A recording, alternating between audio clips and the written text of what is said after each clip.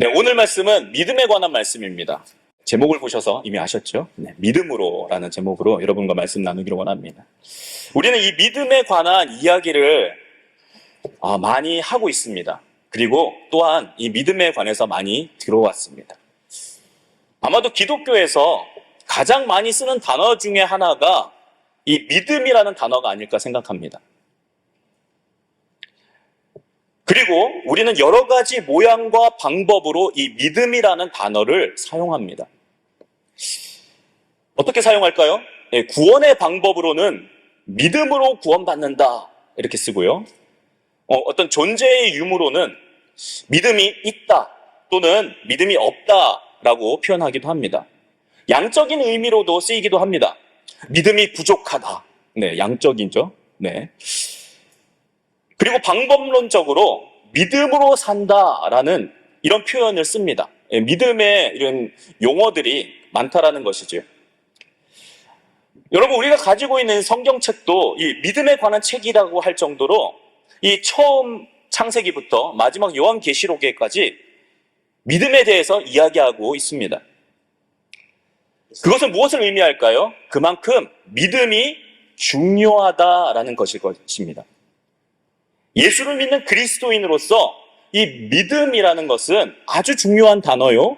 그리고 반드시 알아야 하는 의미라고 할 수 있다라는 것이죠. 자, 그런데 우리가 이렇게 많이 사용하는 이 믿음이라는 단어지만 막상 우리가 직접 믿음에 대해서 설명을 하라거나 믿음으로 사는 것이 무엇이냐라고 누군가가 물어본다면 당황해서 잘 대답하지 못하는 우리의 모습들을 많이 보게 됩니다. 믿음이 무엇입니까? 왜 믿음으로 구원받습니까? 믿음으로 산다는 것이 과연 어떤 것입니까? 라고 누군가 물어본다면 여러분 어떻게 대답하시겠습니까? 믿음으로 사는 게 믿음으로 사는 거지. 그냥 믿어. 네, 그럼 구원받아. 무조건 믿습니다. 아멘. 큰 소리로 외치면서 우리는 믿음이 있는 것처럼 살아가는 것 같습니다. 자, 그런데 여러분, 만약 여러분이 믿음에 대해서 설명할 수가 없다면, 여러분의 입술로, 여러분의 말로 믿음에 대해서 설명할 수 없으면 믿음으로 사는 것이, 만약 여러분이 믿음으로 사는 것이 무엇인지 확실하지 않다면 여러분은 자신의 믿음을 점검하셔야 합니다. 왜냐하면 확실하지 않기 때문입니다. 사랑하는 여러분, 왜 성경에서 이 성경이 그토록 믿음에 관해서 이야기하고 있는 줄 아십니까? 믿음을 강조하고 믿음으로 사는 삶에 대해서 여러분 왜 그렇게 말씀하고 있겠습니까? 믿음이 중요하기 때문입니다. 이 믿음이 중요하기 때문에 성경은 믿음에 대해서 그리고 관해서 말씀하고 있고 믿음의 사람에 대해서 말씀하고 있는 것입니다. 그리고 믿음으로 사는 삶에 대해서 강조하고 있습니다. 오늘 저희는 창세기 15장을 통해서 아브라함에 대해서 읽었습니다. 오늘의 등장인물입니다. 아브라함. 이 아브라함을 통해서 오늘 우리는 함께 믿음에 대해서 살펴볼 것입니다. 왜 아브라함이 여러분 잘 아시다시피 믿음의 조상이라고 불리는지 우리가 살펴볼 것입니다. 그리고 하나님께서 과연 우리에게 원하시는 믿음이 무엇인지 여러분과 함께 나누어 보도록 하겠습니다. 첫 번째, 하나님께서 우리에게 원하시는 이 믿음이라는 것은 첫 번째, 하나님께서 하신 말씀을 믿는 것입니다. 하나님께서 하신 말씀을 믿는 것이다. 나의 지식이나 나의 지혜가 아닙니다. 내가 경험했던 경험이나 나의 확신이 아니라 하나님의 입에서 나오는 말씀을 믿는 것이 바로 믿음입니다. 여러분 기억하십시오. 하나님께서 하신 말씀을 믿는 것이 믿음이다. 자, 그래서 이 믿음은 하나님께로부터 시작을 하고 또 하나님께로 끝납니다. 우리가 재단을 해서 이해하는 것이 믿음이 아니라 여러분, 내 생각은 이런데, 내 생각은 하면서 자신의 생각을 집어넣는 것이 아니라 처해진 상황과 주변 환경, 내 상태에 관계없이 하나님의 말씀을 온전히 신뢰하는 것이 바로 믿음이라는 것입니다. 저희가 오늘 읽은 이 성경 가운데, 성경 구절 가운데 그렇게 했던 한 사람이 나옵니다. 그 이름이 바로 아브라함입니다. 이 아브라함, 원래 이름은 아브람이었습니다. 아브람. 네, 큰 아버지 이런 뜻입니다. 근데 나중에 하나님께서 이름을 바꿔주시죠. 그 안에 사라의 이름은 원래 사레였습니다. 네, 사레였는데 하나님께서 나중에 사라라고 바꿔주십니다. 원래 이 아브라함은 갈대아 우르라는 지방에 살던 사람입니다. 그곳이 어디냐면 지금 여러분 이라크와 쿠웨이트 그 근방이라고 합니다. 그런데 그곳에서 살고 있었는데 어느 날 갑자기 자기 아버지 데라와 함께 하란으로 이주하여 갑니다. 하란으로 옮겨갑니다. 이 하란이라는 동네는 지금의 시리아와 터키가 있는 지방이죠. 이 하란에서 거주하고 있는데 하나님께서 아브라함에게 갑자기 나타나셔서 말씀하십니다. 그 말씀하신 내용이 창세기 12장 1절에 나타납니다. 이 창세기 12장 1절과 2절의 말씀 같이 한번 읽어보도록 하겠습니다. 시작. 여호와께서 아브라함에게 말씀하셨습니다.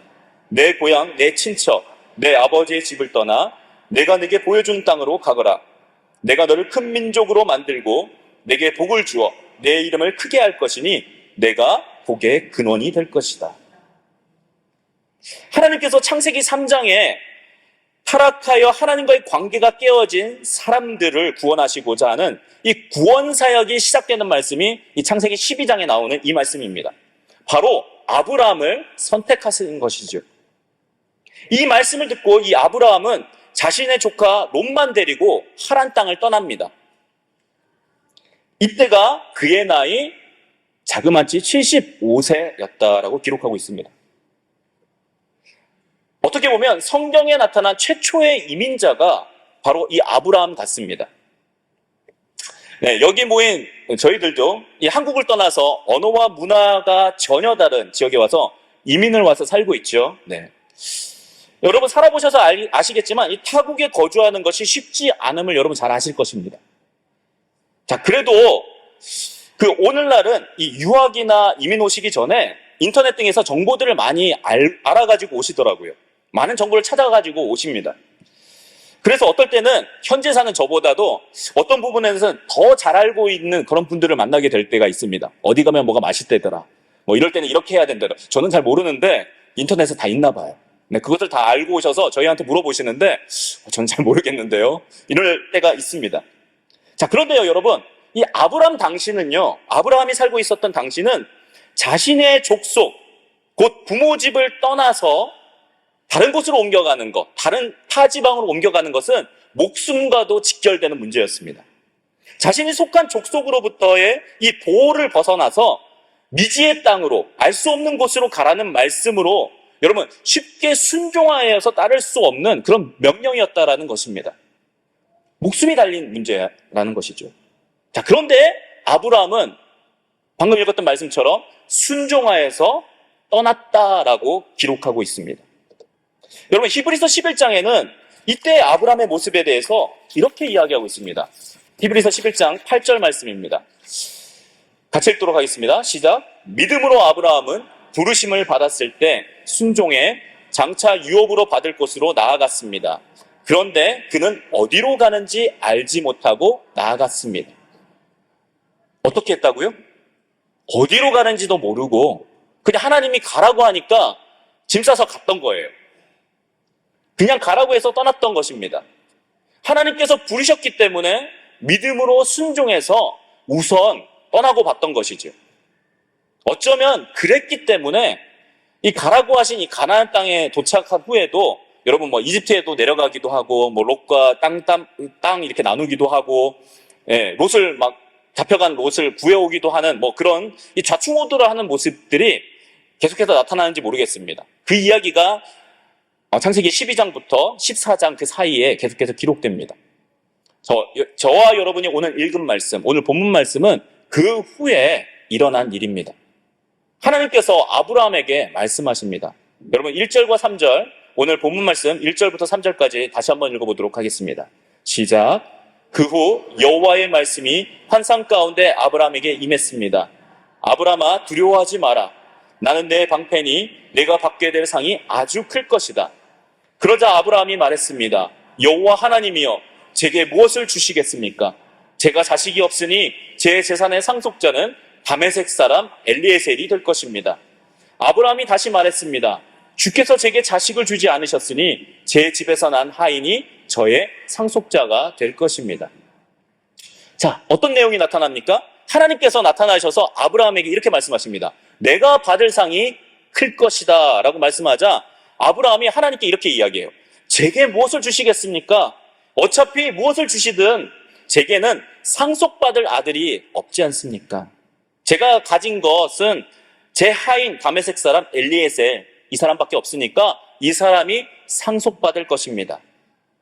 여러분, 성경을 읽다 보면 저희가 이게 되게 드라이하게 읽을 때가 많아요.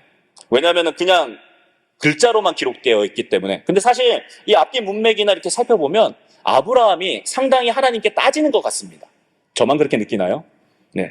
하나님 무슨 말 하십니까? 왜 제게 그렇게 내 상이 클 것이다. 저 지금 다 늙어서 아무 이제 낙이 없는데, 내 후손이 없는데, 상속자가 없는데 제게 상을 주신들 그게 무슨 소용이 있겠습니까? 라고 어떻게 보면 따지는 것처럼 보인다라는 것이죠. 하나님 왜 그런 말 하십니까? 놀리십니까? 제가 아들이 없는데 그게 과연 무슨 소용입니까? 분명 하나님께서 말씀하시기를 내가 지시할 땅으로 가면 복의 근원이 되고 큰 민족을 만들어 주시겠다고 약속하셨는데 지금 내 모습은 그렇지 않습니까? 않지 않습니까? 라고 이야기한다는 것이죠. 그냥 주시는 그 상 제 하인에게 주세요 라고 말하는 것 같습니다. 자, 그러니까 하나님께서 다시 말씀하십니다. 4절과 5절 말씀 같이 한번 읽어보겠습니다. 4절 5절입니다. 시작. 그러자 여호와의 말씀이 그에게 임해 말씀하셨습니다. 그는 내 상속자가 되지 않을 것이다. 오직 내 몸에서 나온 사람이 내 상속자가 될 것이다. 여호와께서 아브라함을 밖으로 데리고 나가 말씀하셨습니다. 하늘을 올려다보고 별을 세어보아라. 과연 셀 수 있겠느냐? 그리고 여호와께서 말씀하셨습니다. 내 자손도 이와 같이 될 것이다. 자, 하나님의 말씀에 엘리에셀, 너의 하인은 상속자가 되지 않고 곧 내 몸에서 나온 자, 곧 내가 낳은 아들이 상속자가 될 것이다 라고 말씀하십니다. 자, 그러면서 이 아브라함을 밖으로 데리고 나가십니다. 그리고 하늘을 보여주시죠. 네, 하늘을 보니까 별이 많습니다. 그 별을 세어보라고 하십니다. 요즘에 이 도시의 불빛이나 대기 오염 때문에 별이 많이 보이지 않죠. 자, 그런데 맑은 날, 호주도 이 불빛 없는 곳에 가면 막 쏟아질 듯이 많은 별들을 볼 수가 있습니다. 막 은하수가 지나가고요. 네, 별들이 엄청나게 많습니다. 여러분, 그 별을 셀 수 있겠습니까? 하나님께서 아브라함을 이 밤에 밖으로 데리고 나가신 후에 그 많은 별들을 보여주면서 내 자손이 저와 같을 것이다 라고 말씀해 주셨다는 거예요. 지금 아브라함은 몇 살입니까? 네, 여기 안 나와요. 네, 성경 15장에 안 나옵니다. 그런데 75세에 하란에서 떠났고요. 그 다음 장에 이스마엘을 낳을 때가 86세입니다. 그러니까 75세에서 86세 그 어느 사이에 있겠죠. 네, 어쨌든 나이가 많이 들은 이 노인에게 하나님께서 하늘의 많은 별들을 보여주시면서 지금 단 한 명의 자손도 없는 사람에게 내 자손이 이와 같을 것이다. 이와 같을 것이다 라고 하나님께서 말씀하신다라는 것입니다. 여러분이 만약에 아브라함이면 어떻게 반응하시겠습니까? 하나님 놀리지 마세요. 네.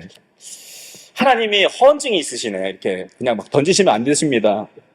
농담이라도 그런 말을 하지 마십시오. 하나님 장난하십니까? 아마 이렇게 나오지 않을까요? 저만 그럴 것 같습니다. 네. 근데 아브라함은 그러지 않았습니다. 아브라함은 자신의 나이와 관계없이 하나님께서 그렇게 말씀하시자 일반적이지 않은 답이 나왔어요.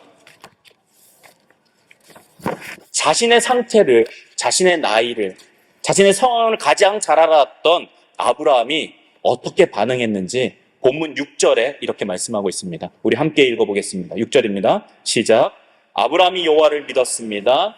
그래서 여호와께서 아브라함의 그런 믿음 때문에 그를 의롭게 여기셨습니다.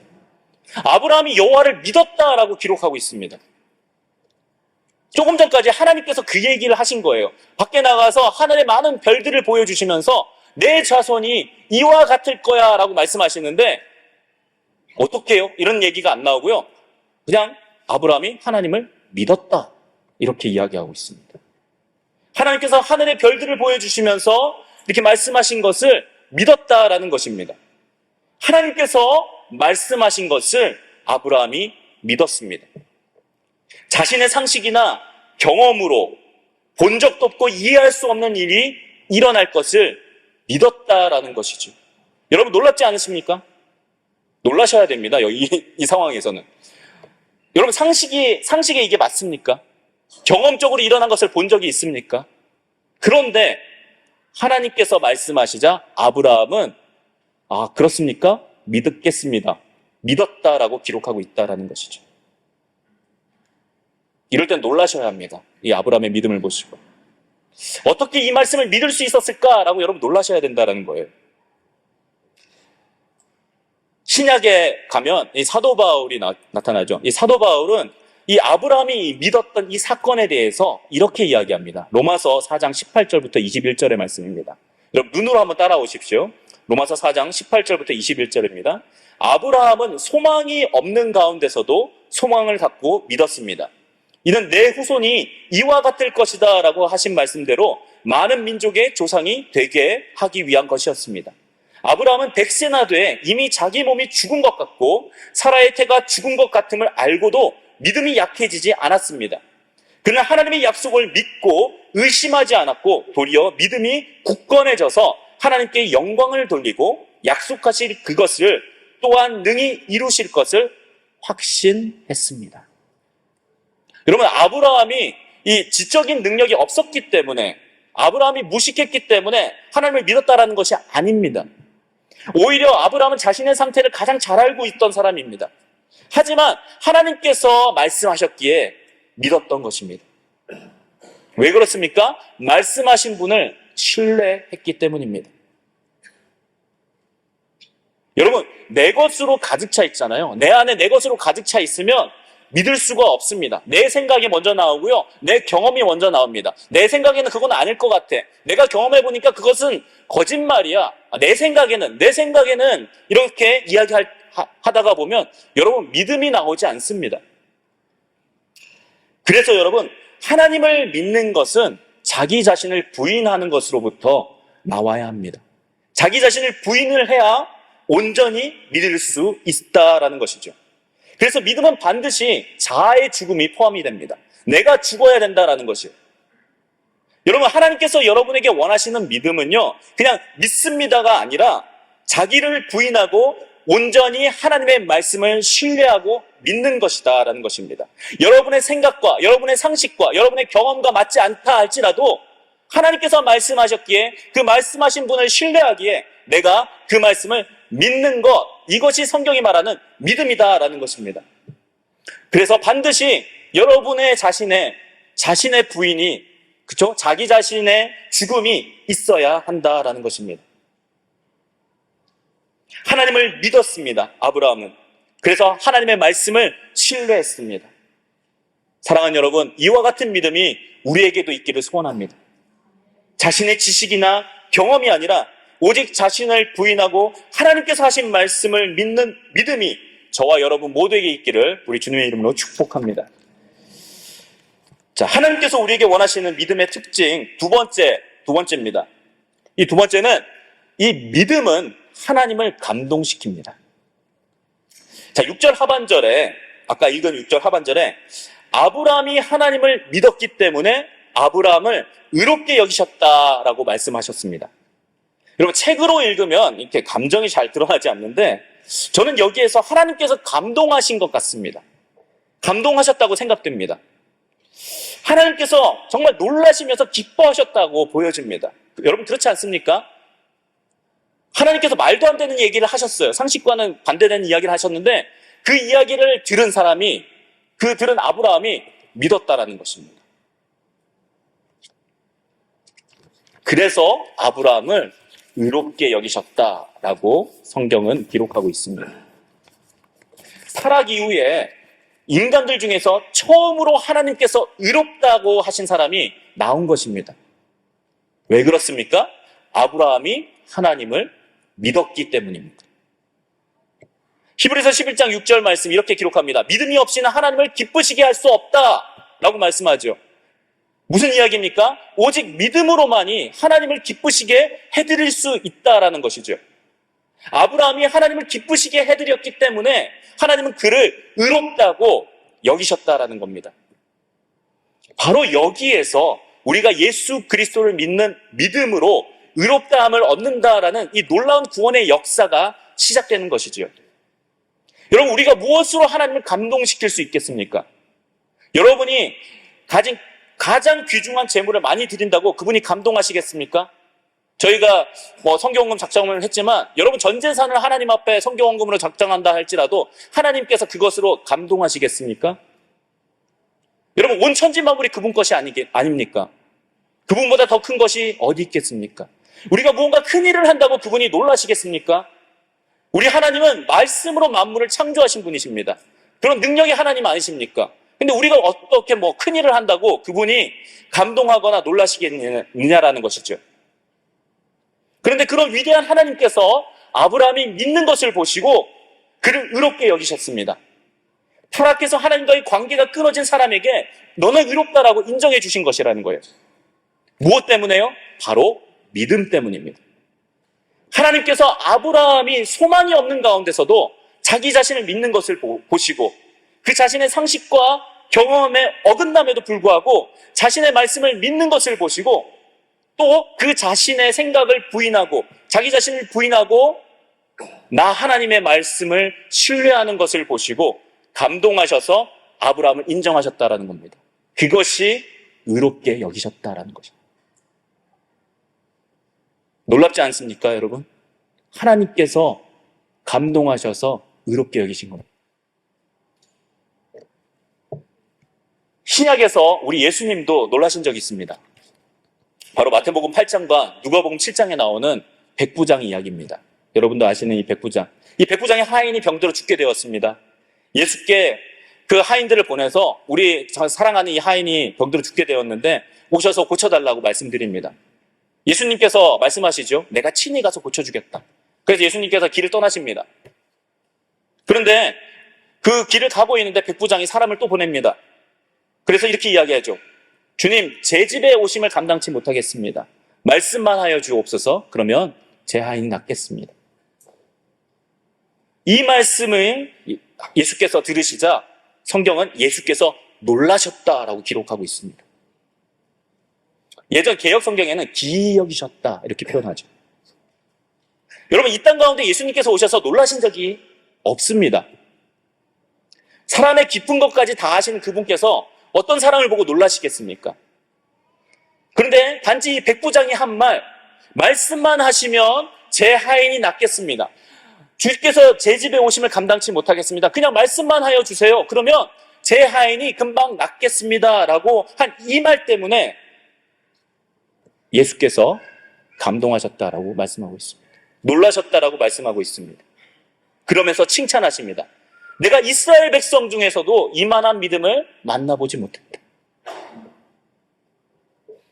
이스라엘, 하나님이 택한 백성 중에서도 내가 이만한 믿음을 만나보지 못했다라고 예수께서 놀라시면서 칭찬하셨다라는 것이죠. 그리고 그 하인을 말씀으로 고쳐주십니다. 여러분 예수께서 이 백부장이 전한 말을 들었을 때 예수께서 얼마나 놀라시며 기뻐하셨는지 그 모습을 그려보실 수 있으십니까? 예수님께서 놀라신 모습, 놀라신 표정을 여러분 한번 그려보십시오. 오직 우리의 믿음만이 하나님을 감동시킬 수 있습니다. 믿음만이 우리 하나님을 기쁘시게 해드릴 수 있다라는 것이죠. 자신의 백성인 우리들, 자신의 자녀들인 우리가 그 하나님을 신뢰하고 그분의 말씀을 믿고 나아갈 때 하나님은 감동하시고 기뻐하십니다. 비록 우리의 눈에 보이는 것이 없다 할지라도. 우리의 생각과 우리의 감정과 우리의 경험에 어긋난다 할지라도 그분께서 말씀하신 것을 우리가 믿음으로 가지고 나아갈 때 하나님은 기뻐하시고 감동하신다라는 것입니다. 사랑하는 여러분, 믿음으로 하나님을 놀라게 해드리시는 여러분 되시길 축복합니다. 믿음으로 하나님께 기억이 되시는 여러분 되기를 축복합니다. 믿음으로 하나님을 감동시키시는 저와 여러분 되기를 우리 주님의 이름으로 축복합니다. 자, 하나님이 우리에게 원하시는 믿음의 특징 세 번째입니다. 세 번째는 믿음은 순종의 열매를 맺습니다.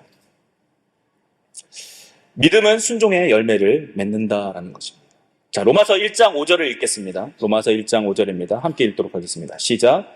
우리가 예수 그리스도를 통해 은혜와 사도직을 받았으니 이는 그분의 이름을 위해 모든 이방 사람들이 믿고 순종하도록 하기 위해서입니다.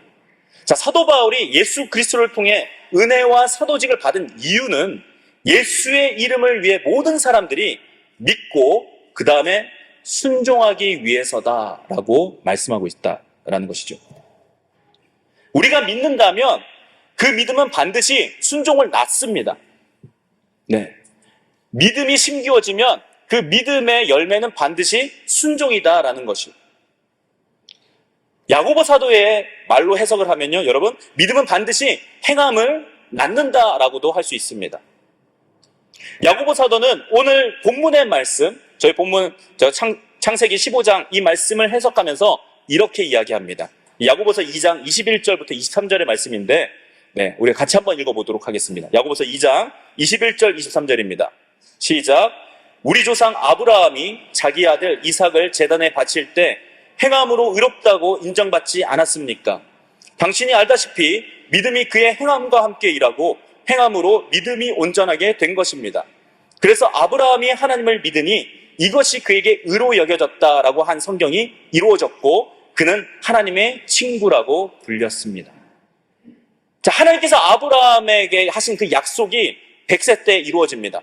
100세 때 이삭을 주시고 그리고 얼마 지나지 않아 하나님께서 아브라함을 시험하신 내용이 나타납니다. 내 아들 이삭을 번제로 바치라고 하나님께서 말씀하셨다라는 것이죠. 아브라함은 자신의 아들 이삭을 실제로 하나님께 바치려고 했습니다. 네, 거기에서는 의심할 여지가 없습니다. 실제로 죽이려고 했습니다. 여러분, 어떻게 그럴 수 있었을까요? 자신이 100세 때 낳은 아들, 눈에 넣어도 아프지 않을 그런 아들, 그리고 하나님의 약속을 받은 이 아들, 하나님께서 이 아들을 통해서 그 하늘의 별들과 같이 많은 자손을 주시겠다고 하는 그 약속의 아들을 죽이라고 하시는데, 하나님 왜 이러면 이렇게 안 그러고 그 아들을 실제로 죽이려고 했다라는 것입니다. 거기에 대한 설명이 히브리서 11장 17절부터 19절에 있습니다. 우리 함께 읽어보도록 하겠습니다. 히브리서 11장 17절부터 19절입니다. 시작. 믿음으로 아브라함은 시험을 받을 때 이삭을 바쳤습니다. 그는 약속들을 받은 사람이면서도, 제가 읽겠습니다. 자기 외아들을 기꺼이 바치려 했습니다. 하나님께서 전에 말씀하시기를 내 자손이라고 불릴 사람은 이삭으로 말미암을 것이다 라고 하셨습니다. 아브라함은 하나님께서 죽은 사람도 살리실 수 있다고 생각했습니다. 그러므로 비유로 말하자면 그는 이삭을 죽은 사람들로부터 돌려받은 것입니다. 이게 무슨 말씀입니까? 비록 이삭이 죽더라도 하나님은 이삭을 통하여 자손을 주실 것이라고 하셨으니까, 그렇게 약속하셨으니까 그가 죽을지라도 하나님께서 살려주실 것을 믿었다라는 것입니다. 그래서 하나님께서 이해할 수 없는 이 명령을 한 것 같을지라도 순종함으로써 자신의 믿음을 하나님께 증명했던 것이죠. 그러므로 믿음의 완성은 여러분 순종으로 나타납니다. 온전한 참 믿음이라면 반드시 순종의 열매가 나타난다라는 것입니다. 아브라함은 이삭을 하나님의 명령에 순종하여 드림으로 하나님께서 자신에게 하신 약속을 믿는 그 믿음을 온전하게 보여드렸던 것입니다. 사랑하는 여러분, 그러므로 참된 믿음은 나도 그렇게 생각해, 누가 그렇게 이야기하면 나도 그렇게 생각해 라고 하는 그런 지적인 동의가 아니라 우리의 삶 가운데서 나타나는 순종인 것입니다. 믿음이 있다라고 하면 순종의 열매를 맺어야 한다라는 겁니다. 하나님의 말씀에 대한 순종이 나의 믿음을 참이라고 증거하는 것입니다. 진짜라고 증거하는 것입니다. 여러분의 믿음은 이 순종의 열매를 나타내고 있습니까? 농부가 씨앗을 심어서 과실나무를 키우는 것은 그 과실나무로부터 열매를 맺기 위함입니다. 사과나무에선 사과를 따야 되고 배나무에선 배를 따야 되는 것, 그것이 농부가 그 나무를 심는 이유입니다. 하나님께서 우리에게 찾으시는 것은 무엇입니까? 바로 이 순종의 열매인 것입니다. 우리 믿음에 대한 이 순종의 열매를 온전히 하나님께 돌려드리는 저와 여러분 되기를 축복합니다. 네, 마지막입니다. 마지막으로, 그렇다면 우리는 이렇게 질문할 수 있습니다. 어떻게 이렇게 살 수 있을까요? 자, 믿음에 대해서 오늘 세 가지로 이런 믿음에 대해서 이야기를 했는데, 그건 아브라함만 가능한 것 같고, 오늘을 살고 있는 우리, 어떻게 이렇게 살 수 있을까? 믿음으로 사는 게 정말 힘든데, 눈에 보이지 않는 것을 따라가는 게 얼마나 힘듭니까? 나는 과연 그렇게 살 수 있을까요? 라고 질문해 볼 수 있습니다. 혹시 여러분만 믿음으로 살기 때문에 혼자라고 느끼시거나, 교회 오면 다 믿음으로 사는 것 같기 때문에 괜찮아요. 그런데 저희가 세상에서, 사회에서 살다 보면 나만 믿음 지키고 있으면 나만 혼자인 것 같고, 나만 손해보는 것 같고, 그렇지 않습니까? 충분히 그럴 수 있다라는 것입니다. 주위를 둘러보면 믿음을 지키고 성경 말씀대로 믿음을 가지고 사는 것이 바보 같아 보일 때가 있다라는 것이죠. 남들은 다 안 그런데, 남들은 다 그렇게 안 살아도 잘 사는 것 같은데, 그리고 또 소위 좀 믿는다고 하시는 분들도 나름 그냥 그렇게 살아가는 것 같아요. 근데 굳이 나 정도의 믿음을 가진 사람이 그렇게 살아야 할까라는 그런 질문이 우리 가운데 있을 수 있다라는 것입니다. 내가 믿음을 지키고 사는 것이 융통성 없이 그냥 지혜 없이 사는 것처럼 보일 때가 있다라는 것이죠. 왜 그렇습니까? 죄송하지만 우리 주변에 믿음이 없는 사람들이 더 많습니다. 믿음으로 사는 사람보다 믿음으로 살지 않는 사람들이 더 많기 때문에 우리가 보고 듣고 느끼는 것이 그런 것이다라는 것이고. 네, 여러분 과연 그렇습니까? 성경은 다르게 말씀합니다. 히브리서 12장 1절 2절입니다. 히브리서 12장 1절 2절 같이 한번 읽어보도록 하겠습니다. 시작. 이와 같이 우리를 둘러싼 구름같이 많은 증인들이 있으니 모든 짐과 얽매이기 쉬운 죄를 벗어버리고 인내로서 우리 앞에 놓인 경주를 합시다.